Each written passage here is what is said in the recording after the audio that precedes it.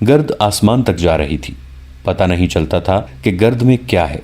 امکان یہی تھا کہ یہ صلیبی فوج ہے۔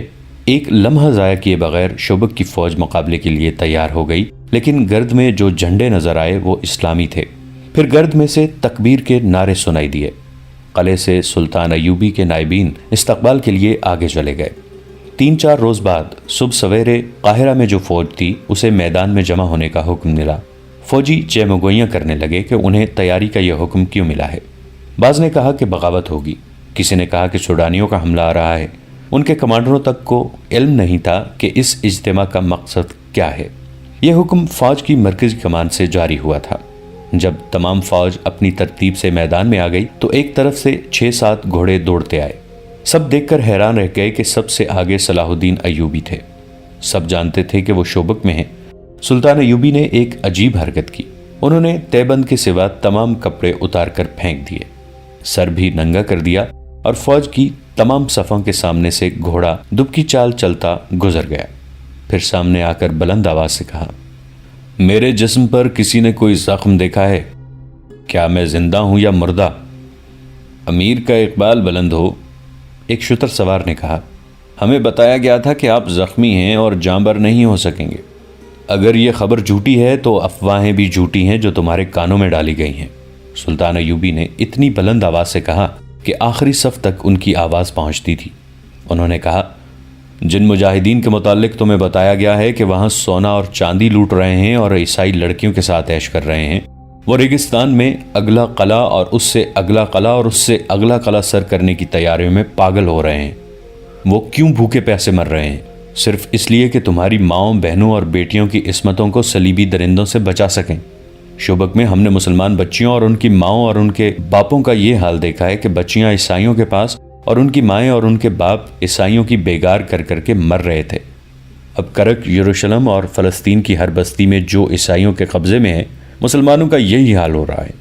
مسجدیں استبل بنا دی گئی ہیں اور قرآن کے مقدس اوراق گلیوں میں عیسائیوں کے قدموں میں مسلے جا رہے ہیں۔ یہ تقریر اتنی جوشیلی اور سنسنی خیز تھی کہ ایک کماندار نے چلا کر کہا، پھر ہم یہاں کیا کر رہے ہیں؟ ہمیں محاذ پر کیوں نہیں لے جایا جا رہا؟ تمہیں یہاں اس لیے بٹھایا گیا ہے کہ دشمن کی پھیلائی ہوئی افواہیں سنو اور ان پر یقین کرو۔ سلطان ایوبی نے کہا، تم یہاں اپنے پرچم کے خلاف بغاوت کرو تاکہ سوڈانیوں کے ساتھ صلیبی سرزمین پر بھی قبضہ کر لیں اور تمہاری بیٹیوں کی بھی عصمت دری کریں۔ تم قرآن کے ورق اپنے ہاتھوں سے باہر کیوں نہیں بکھیر دیتے؟ کیا تم قرآن کی توہین صلیبیوں سے کرانا چاہتے ہو؟ تم جو اپنے ایمان کی حفاظت نہیں کر سکتے، قوم کی آبرو کی حفاظت کیا کرو گے؟ تمام فوج میں ہلچل سی پیدا ہو گئی۔ سلطان ایوبی نے کہا، تمہیں یہاں چند ایک کماندار نظر نہیں آ رہے؟ وہ تمہیں دکھاتا ہوں۔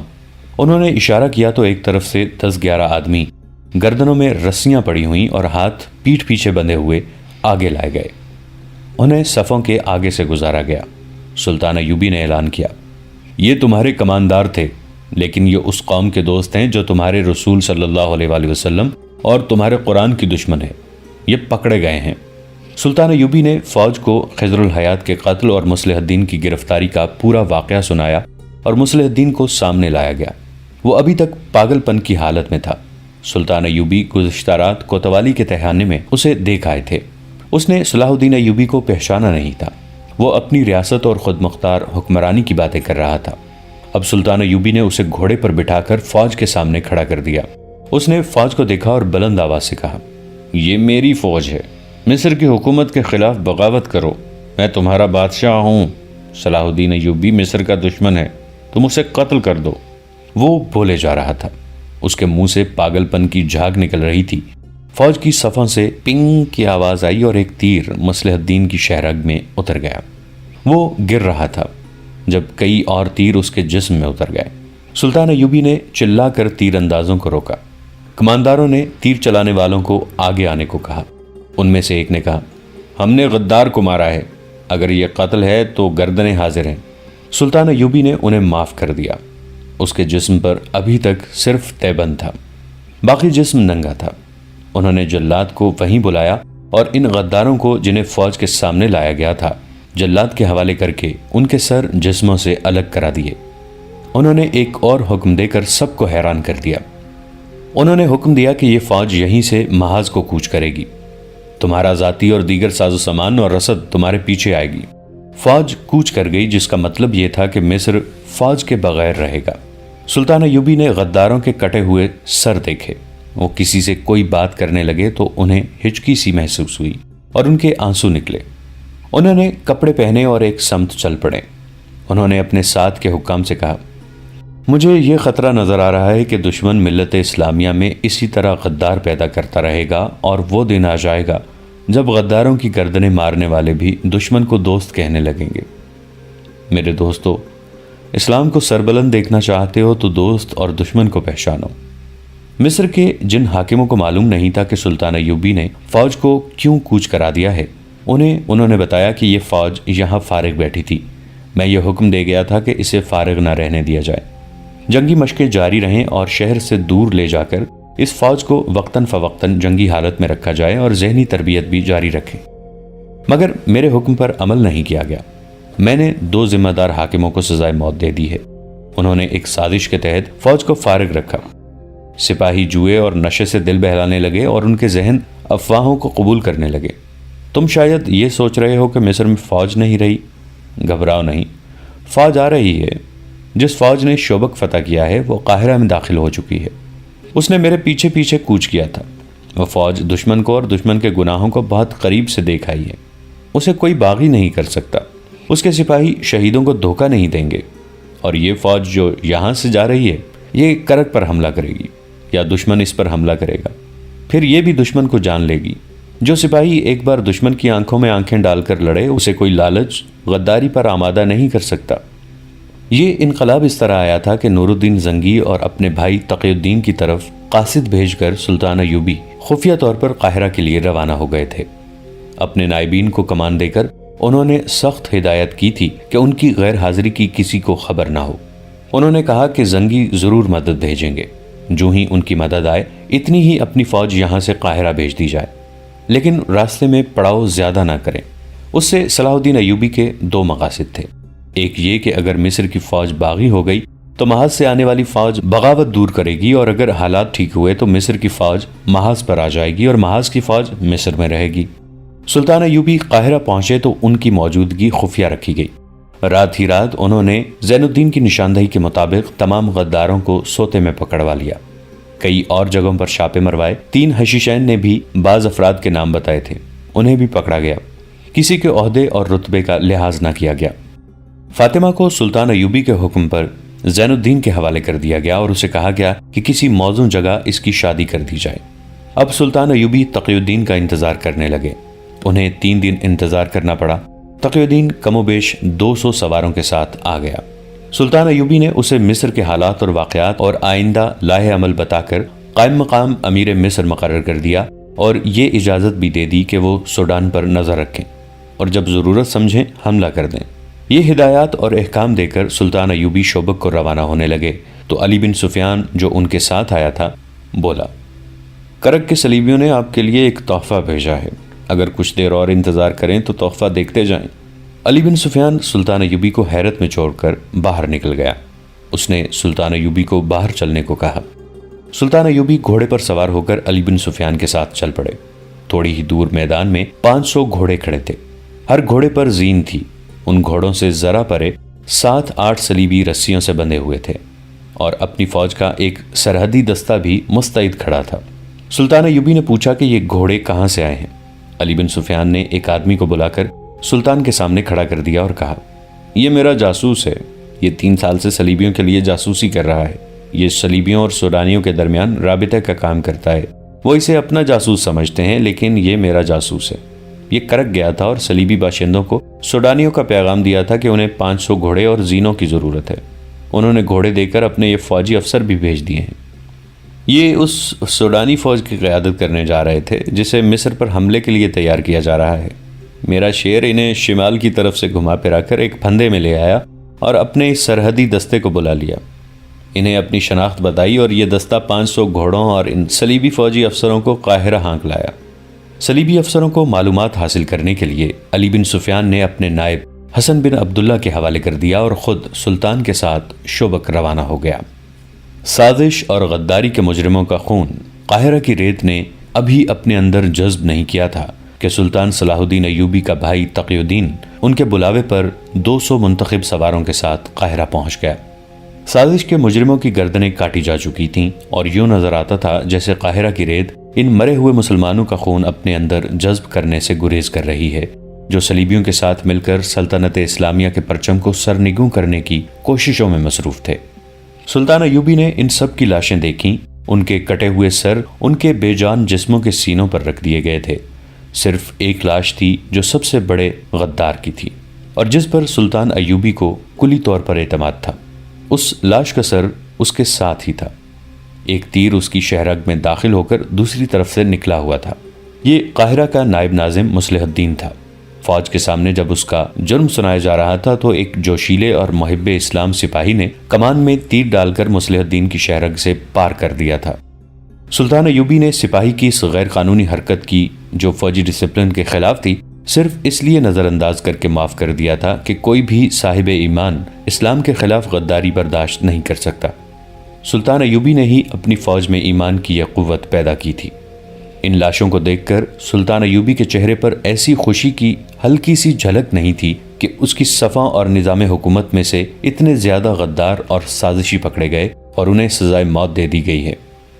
ان کے چہرے پر اداسی اور آنکھیں گہری سرخ تھیں، جیسے وہ آنسو روکنے کی کوشش کر رہے تھے۔ غصہ تو تھا ہی، جس کا اظہار انہوں نے ان الفاظ میں کیا تھا: ان میں سے کسی کا جنازہ نہیں پڑھا جائے گا، ان کی لاشیں ان کے رشتہ داروں کو نہیں دی جائیں گی تاکہ انہیں کفن نہ پہنائے جائیں۔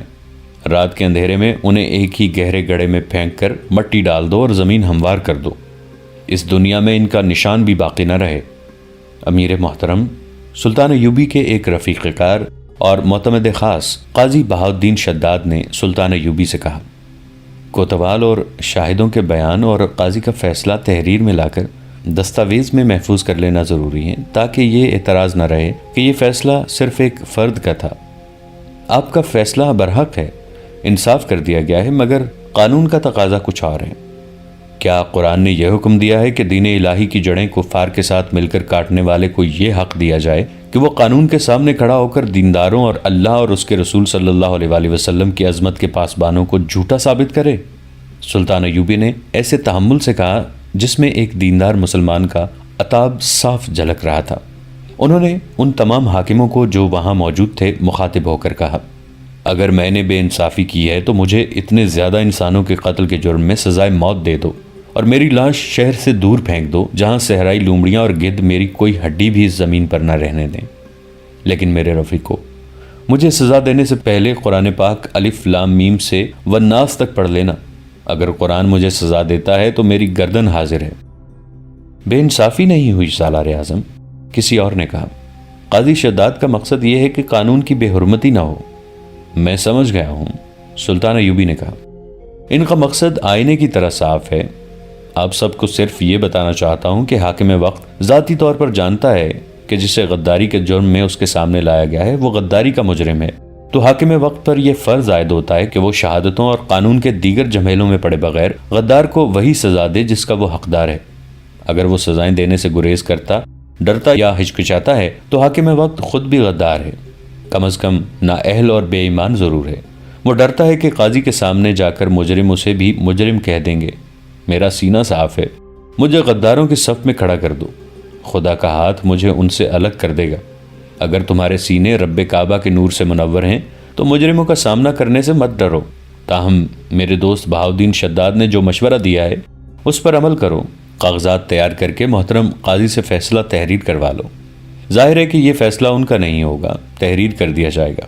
امیر مصر جو افواج مصر کا سالار اعلیٰ بھی ہے نے اپنے خصوصی اختیارات استعمال کرتے ہوئے ان مجرموں کو سزائے موت دی ہے جن کا جرم بلا شک و شبہ ثابت ہو گیا تھا۔ سلطان ایوبی نے اپنے بھائی تقی الدین کی طرف دیکھا۔ وہ بڑے لمبے سفر سے آیا تھا، تھکا ہوا تھا۔ سلطان ایوبی نے اسے کہا، میں تمہارے جسم پر تفکر اور تھکن دیکھ رہا ہوں، لیکن تم آرام نہیں کر سکو گے۔ تمہارا سفر ختم نہیں ہوا بلکہ اب شروع ہوا ہے۔ مجھے شوبک جلدی جانا ہے، تمہارے ساتھ کچھ ضروری باتیں کر کے چلا جاؤں گا۔ جانے سے پہلے ایک حکم اور صادر فرما جائیے، ناظم شہر نے کہا۔ جنہیں سزائے موت دی گئی ہے ان کی بیواؤں اور یتیموں کا کیا بنے گا؟ آپ ان کے لیے بھی میرے اسی حکم پر عمل کرو جو میں نے ان سے پہلے غداروں کے اہل و عیال کے متعلق دے چکا ہوں۔ سلطان ایوبی نے جواب دیا، بیواؤں کے متعلق یہ چھان بین کر لو کہ اپنے خاوندوں کی طرح ان میں سے کسی کا تعلق دشمن کے ساتھ نہ ہو۔ ہمارے ہاں زن پرستی نے بھی غدار پیدا کیے ہیں۔ آپ نے دیکھ لیا ہے، صلیبیوں نے ہمارے بھائیوں کو خوبصورت لڑکیاں دے کر ان کے عوض ان کا ایمان خریدا ہے۔ ان میں سے جو بیوائیں نیک اور مومن ہیں ان کی شادیاں اور ان کی منشا کے مطابق کر دو۔ کسی پر اپنا فیصلہ ٹھونسنے کی کوشش نہ کرنا۔ خیال رکھنا کہ کوئی عورت بے سہارا نہ رہے اور باعزت روٹی سے محروم نہ رہے اور اس میں محتاجی کا احساس نہ پیدا ہو۔ یہ بھی خیال رکھنا کہ ان کے کانوں میں کوئی بھی یہ نہ پھونک دے کہ ان کے خاوندوں کو بے گناہ سزائے موت دی گئی ہے۔ انہیں ذہن نشین کرا دو کہ تم خوش قسمت ہو کہ ایسے گناہگار خاوندوں سے نجات مل گئی ہے، اور ان کے بچوں کی تعلیم و تربیت خصوصی انتظامات کے تحت کرو۔ تمام اخراجات بیت المال سے لو۔ غداروں کے بچے غدار نہیں ہوا کرتے، بشرطے کہ ان کی تعلیم و تربیت صحیح ہو۔ یہ سب مسلمانوں کے بچے ہیں، ان کی تعلیم و تربیت ایسی ہو کہ ان میں محرومی کا احساس پیدا نہ ہو۔ کہیں ایسا نہ ہو کہ باپ کے گناہ کا کفارہ بچے کو ادا کرنا پڑے۔ سلطان ایوبی کو واپسی کی جلدی تھی۔ انہیں یہ فکر تھا کہ ان کی غیر حاضری میں صلیبی کوئی جنگی کارروائی نہ کریں۔ نور الدین زنگی کی بھیجی ہوئی کمک تو وہاں یعنی کرک اور شوبک کے علاقے میں پہنچ چکی تھی۔ قاہرہ کی فوج بھی ادھر جا رہی تھی، لیکن ان دونوں فوجوں کو اس علاقے سے روشناس کرانا تھا۔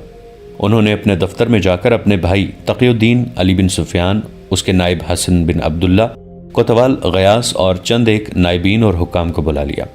وہ زیادہ تر ہدایات تقی الدین کو دینا چاہتے تھے۔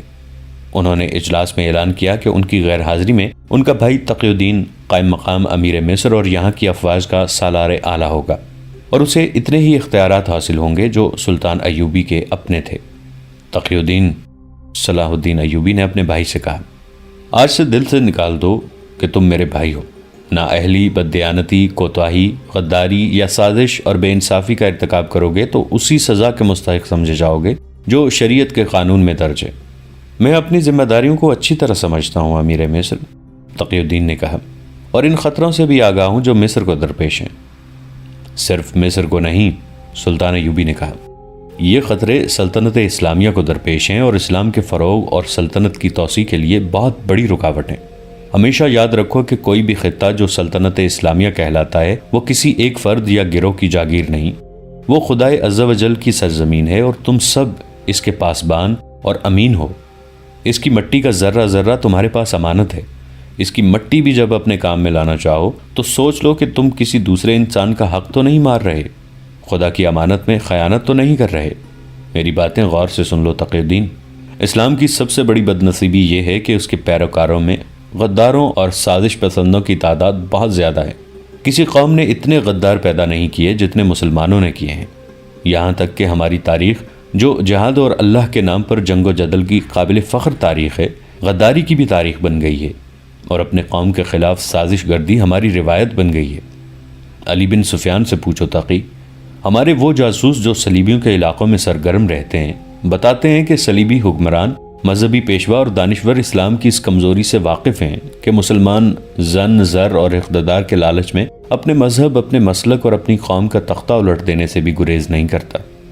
سلطان ایوبی نے اجلاس کے شرکاء پر نگاہ دوڑائی اور کہا، ہمارے جاسوسوں نے ہمیں بتایا ہے کہ صلیبیوں نے اپنے جاسوسوں کو ذہن نشین کرا دیا ہے کہ مسلمانوں کی تاریخ جتنی فتوحات کی ہے اتنی ہی غداری کی تاریخ ہے۔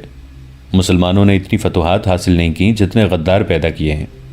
رسول اکرم صلی اللہ علیہ وآلہ وسلم کی وفات کے بعد مسلمان خلافت میں ایک دوسرے کے خلاف لڑنے کے لیے اٹھ کھڑے ہوئے۔ انہوں نے اقتدار کی خاطر ایک دوسرے کو قتل کیا۔ ایک خلیفہ یا امیر مقرر ہوا تو خلافت اور امارت کے دوسرے امیدواروں نے اس کے خلاف یہاں تک سازشیں کیں کہ اسلام کے دشمنوں تک سے درپردہ مدد لی، اور جس کے ہاتھ میں خلافت اور امارت آ گئی اس نے ہر اس قائد کو قتل کرایا جس سے اقتدار کو خطرہ محسوس ہوا۔ قومی وقار ختم ہوتا گیا اور ذاتی اقتدار رہ گیا، پھر تحفظ اسی کا ہوتا رہا۔ سلطنت کی توسیع ختم ہوئی، پھر سلطنت کا دفاع ختم ہوا، اور پھر سلطنت سکڑنے لگی۔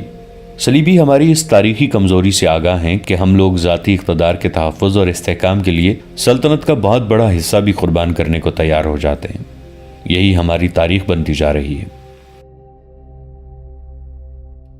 دوستو، آج کے لیے اتنا ہی۔